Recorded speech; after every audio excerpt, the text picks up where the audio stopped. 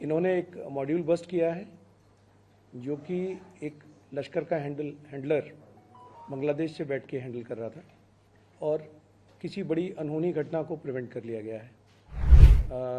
Anti India posters लगाए गए थे, टेररिस्ट को इगलाइज करते हुए जो पोस्टर्स लगाए थे वो इन्हीं दोनों ने लगाए थे। इनको डायरेक्शन जो है वो बांग्लादेश में बैठा हुआ एक शब्बीर अहमद लोन दे रहा था। जब ये अरेस्ट हुआ था तो इसके पास से 2007 में AK-47 ग्रेनेड्स वगैरह मिले थे और ये फिदाइन करने आया था। इनके पास से कुछ ऐसा वीडियोस भी बरामद हुए हैं जिससे पता चलता है कि ये किसी कार्रवाई को अंजाम देने में थे, वेपन्स इकट्ठा करने के उसमें थे।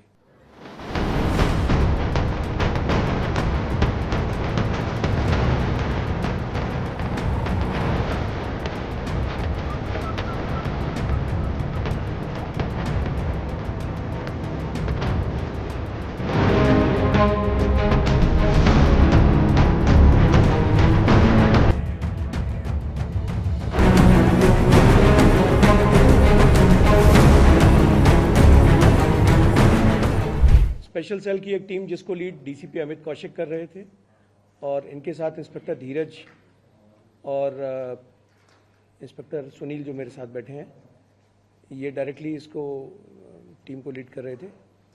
इन्होंने एक मॉड्यूल बस्ट किया है जो कि एक लश्कर का हैंडलर बांग्लादेश से बैठ के हैंडल कर रहा था और किसी बड़ी अनहोनी घटना को प्रिवेंट कर लिया गया है। बैकग्राउंड केस की ये है कि 7 फरवरी को दिल्ली के कश्मीरी गेट मेट्रो और आसपास के कुछ मेट्रो स्टेशंस पे पिलर्स पे एंटी नेशनल पोस्टर्स फिक्स कर दिए गए थे, जो कि मेट्रो CISF ने नोटिस किया और मेट्रो पुलिस के नोटिस में लेके आए। दिल्ली पुलिस की जो मेट्रो यूनिट है, मेट्रो यूनिट ने बहुत अच्छी कार्रवाई करते हुए त्वरित उनके जो DCP मेट्रो कुशल पाल सिंह हैं और SHO अजय हैं, इन्होंने आइडेंटिफाई किया कहाँ पे जो लगे थे और उसके बेसिस पे उन्होंने बैक ट्रैक करते हुए ये पता लगा लिया कि इसके परपरेटर्स किस रूट से आए थे और किस रूट से कलकत्ता चले गए। तो आइडेंटिफिकेशन और परपरेटर्स जो पहले इनिशियल थे वो मेट्रो पुलिस ने ही कर लिया था। उसके बाद ये केस 13 फेब को स्पेशल सेल को ट्रांसफ़र हुआ। स्पेशल सेल की टीम ने कलकत्ता में जाके, एक बड़ी टीम गई कलकत्ता में और वहाँ की लोकल पुलिस की मदद से 2 लोगों को गिरफ्तार किया और ये 2 लोग, इनमें से एक उमर फारूक और इसके साथ एक बांग्लादेशी रॉबिल उल इस्लाम। उमर फारूक और रॉबिल उल इस्लाम। रॉबिल इस्लाम बांग्लादेशी है, कंफर्म्ड है। पहले भी ये 2007 में जब एक बार इंडिया आया था तो पकड़ा गया था और कई साल जेल में रहा। इन दोनों को गिरफ्तार किया है और इनसे कहानी का खुलासा हुआ कि दिल्ली में कई जगह जो एंटी इंडिया पोस्टर्स लगाए गए थे, टेररिस्ट को इगलाइज करते हुए जो पोस्टर्स लगाए थे वो इन्हीं दोनों ने लगाए थे। बाद में पता चला कि इंट्रोगेशन से और इन्वेस्टिगेशन से पता चला कि इनको डायरेक्शन जो है वो बांग्लादेश में बैठा हुआ एक शब्बीर अहमद लोन दे रहा था। शब्बीर अहमद लोन। शब्बीर अहमद लोन के बारे में आपको बता दूं कि ये 2007 में स्पेशल सेल ने ही इसको अरेस्ट किया था और जब ये अरेस्ट हुआ था तो इसके पास से 2007 में AK-47 ग्रेनेड्स वगैरह मिले थे और ये फिदाइन करने आया था। एक बड़े हाई स्ट्रक्चर के पॉलिटिकल लीडर थे, उनकी किलिंग के लिए आया था ये और ये पकड़ा गया था। और ये पाक ट्रेंड था। ये पाकिस्तान के जो 2 टेररिस्ट कैंप जो चलते थे, जिसमें एक दौरा आम और दौरा खास 2 तरह की ट्रेनिंग होती थी, इनिशियल ट्रेनिंग और एडवांस ट्रेनिंग जो टेररिस्टों को इम्पार्ट की जाती है, ये दोनों ट्रेनिंग करके आया था और बांग्लादेश के रास्ते ही पाकिस्तान गया था ये तभी भी। इसको गिरफ्तार किया गया था। ये जेल में रहा, ये 2018-2019 तक कई साल जेल में रहा और उसके बाद में फिर ये बांग्लादेश चला गया, भाग गया बांग्लादेश। ये सज़ा पूरी करने के बाद छूटा था अपनी 2019 में।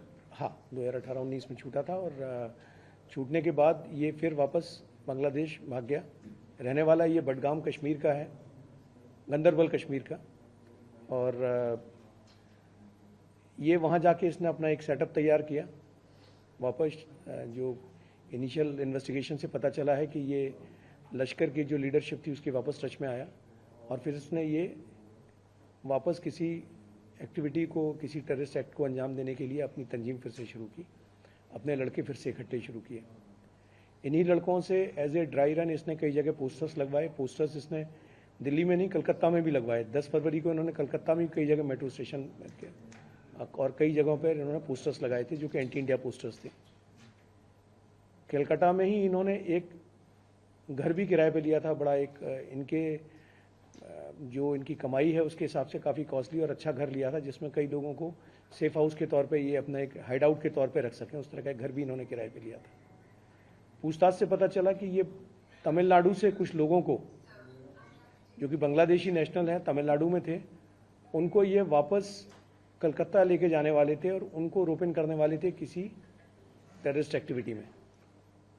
इससे पहले ये कुछ कर पाते, टीम जो है फिर तमिलनाडु गई और वहाँ पर तमिलनाडु पुलिस की हेल्प से 6 लोगों को, और जो कि सभी के सभी बांग्लादेशी नेशनल्स हैं, उन 6 लोगों को गिरफ्तार किया गया। तो इस तरह से इसमें टोटल अब तक 8 गिरफ्तारियाँ हो चुकी हैं, जिनमें से 7 बांग्लादेशी हैं और एक जो उमर फारूक है, ये मालदा का रहने वाला है। मालदा जो वेस्ट बंगाल में जगह, वहाँ का रहने वाला है। इनके जो अब तक के मंसूबों से पता चला है कि देश के डिफरेंट कोनों में अलग अलग जगहों पे जहाँ हैवी फुटफॉल एरियाज़ होते हैं या सेंसिटिव एरियाज़ होते हैं, ये उसको टारगेट करने का प्लान बना रहे थे। और इन्होंने उसी के चलते इनके पास से कुछ ऐसा वीडियोस भी बरामद हुए हैं जिससे पता चलता है कि ये किसी कार्रवाई को अंजाम देने में थे, वेपन्स इकट्ठा करने के उसमें थे। With these arrest we are thankful to West Bengal police also as well as Tamil Nadu police also कि उन्होंने इसमें कॉपरेट किया। सेंट्रल एजेंसीज़ की मदद से ये सारे का सारा ऑपरेशन हुआ था और इस तरह से एक मॉड्यूल बस्ट किया गया। सर, जो ये अभी 2 दिन पहले भी खबर आई थी, एक सेंट्रल एजेंसीज का इनपुट था कि लाल किले के सामने वाला मंदिर इनके टारगेट पे था, क्या उसके भी वीडियो? नहीं, इसका उससे कोई लिंक नहीं है। सर, वीडियो किस तरह के मिले हैं इनके पास? इनके पास से कुछ ऐसे इस तरह के वीडियोस हैं जहां इन्होंने डिफरेंट जगहों पे देश में कई जगह रेकीज की हैं, उसके बारे में। सर, शहर के नाम बता दीजिए। नहीं, ये अभी इन्वेस्टिगेशन की स्टेज है, हम आपसे शेयर नहीं कर पाएंगे। मार्केट नहीं पूछ रहे, शहर के नाम अभी स्टेज है, शेयर नहीं कर पाएंगे प्लीज। जी, इनमें से ये जो मेन कैरेक्टर है उमर फारूक, ये शब्बीर से मिलने बांग्लादेश गया था। तो ये पूरा नेटवर्क मतलब बांग्लादेश और कनेक्टेड पार्ट ऐसा? अगर आप इसको देखें तो जो शब्बीर है, पहले भी इसका बेस बांग्लादेश में था। जब ये फर्स्ट टाइम 2007 में पकड़ा गया था, तब भी इसका जो बेस था बांग्लादेश का था और ये लश्कर का टेररिस्ट था। और अभी भी इसने अपना बेस बांग्लादेश में ही बनाया हुआ और बांग्लादेश के लोगों से ही उनका ही इस्तेमाल करके यहाँ पे किसी टेररिस्ट एक्टिविटी को अंजाम देने के उसमें था। सर, ये बांग्लादेशी कितने समय से हिंदुस्तान में है? ये इस पे अभी इनका कल इनको अरेस्ट किया गया है, पीसी रिमांड लेके आ रहे हैं, इनका ट्रांजिट रिमांड लेके। और इसमें बहुत सारे खुलासे कि एग्जैक्टली कब से थे, लेकिन ये पिछले कुछ सालों से यहाँ आए हुए थे। और यही बात इसमें थोड़ी सी इंट्रिगिंग है कि तमिलनाडु में बैठे हुए बांग्लादेशियों को वो वापस एक कलकत्ता के हाइड आउट में बुला रहा था सेफ रखने के लिए, जिससे पता चलता है कि इनके मंसूबे ठीक नहीं थे। सर, ये आपस में 8 लोग कैसे कनेक्ट हुए, पहली बात। दूसरा ये कि ये अपनी पहचान छुपाकर कैसे रह रहे थे, यानी इनका यहाँ पे प्रोफाइल क्या था? देखिए, ये दो जो कलकत्ता से पकड़े गए हैं, ये दोनों के दोनों कलकत्ता में गारमेंट फैक्ट्री में छोटे मोटे काम करते थे, जो कि इनका फ्रंट था। और भी इनकी कुछ नेफेरियस एक्टिविटीज़ का पता चला है, जो कि मैटर ऑफ इन्वेस्टिगेशन है। और जो इनके एसोसिएट हैं, जो कि तमिलनाडु में जो लड़के मिले हैं, ये तमिलनाडु में गारमेंट फैक्ट्री में और उसी तरह के जो मिलते जुलते प्रोफेशंस हैं, उस तरह की फैक्ट्रीज़ में ये काम करते थे। ये पिछले काफ़ी टाइम से वहाँ रह रहे थे। और उमर फारूक जो पकड़ा गया है, इसका एक और फॉरेन कनेक्ट है, जिसके थ्रू ये कलकत्ता में तमिलनाडु में बैठे हुए लोगों के कांटेक्ट में आया था। वो क्या सर? वो जो एक और कनेक्ट है, वो भी एक बांग्लादेशी है, सैदुल इस्लाम नाम है उसका। क्या नाम है सर? सैदुल इस्लाम। उसके थ्रू ये तमिलनाडु में बैठे हुए बांग्लादेशियों के टच में आए थे। ये सोशल मीडिया पर कैसे पोस्ट करते थे? शब्बीर अहमद। सोशल मीडिया पर सर कैसे पोस्ट करते थे, किस तरीके की पोस्ट? अभी सोशल मीडिया पे पोस्ट नहीं करते थे ये, तभी हमने कहा कि ये उस तरह का ग्रुप नहीं है जो सोशल मीडिया पे पोस्ट करता हो। ये इन्होंने पोस्टर्स लगाए थे जो कि इन्हें बांग्लादेश से शब्बीर ने भेजे थे।